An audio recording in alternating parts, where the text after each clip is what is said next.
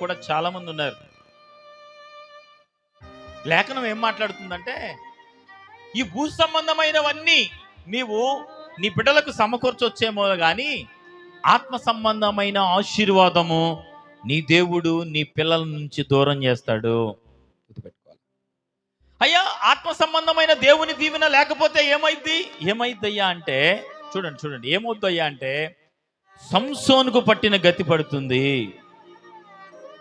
ఎందుకంటే సంసోను దేవుని ఆత్మతో నింపబడిన వాడు, ఇష్టానుసారంగా బ్రతికాడు కనుక దేవుని ఆత్మ సంసోనుని విడిచి వెళ్ళిపోయింది.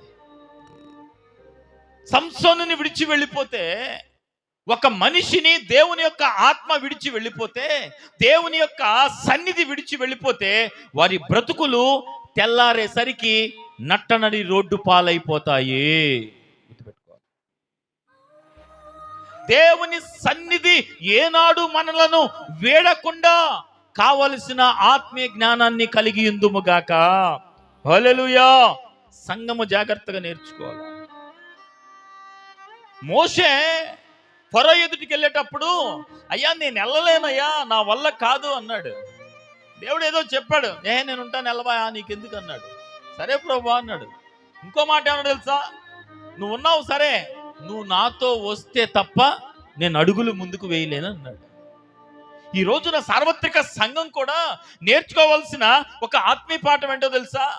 శత్రువుల మధ్యలోనికి వెళ్ళబోతున్నావేమో, వ్యతిరేకతల మధ్యలోనికి వెళ్ళబోతున్నావేమో, అపనిందలు పాలు చేసి అనేక రీతులుగా నీ కన్నిటికి దుఃఖమైన వారి దగ్గరికి నువ్వు వెళ్ళబోతున్నావేమో, ఎవరికి మధ్యలోనికి వెళ్ళడానికి నువ్వు సిద్ధపడినా, వెళ్ళాల్సిన సందర్భము ఏర్పడినా, నీవు అడగాల్సిన విధానము, నీవు దేవుని దగ్గర తీసుకోవలసిన ఒక ఆధ్యాత్మికమైన ఒక మాట ఏంటో తెలుసా?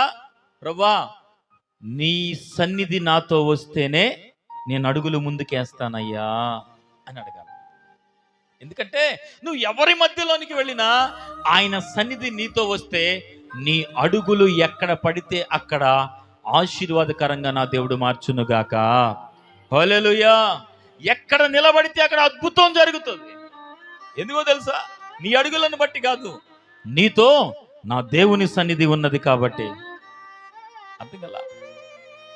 చూడండి, ఆహాబు రాజు దగ్గరికి వెళ్ళి ఏలియా అన్నాడు, నేను ఎవరి సన్నిధిని నిలబడి ఉన్నానో.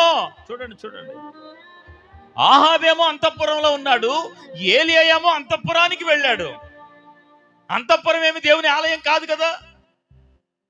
కానీ ఏలియా ఆహాబు రాజు ముందు నిలబడి అంటున్నాడు,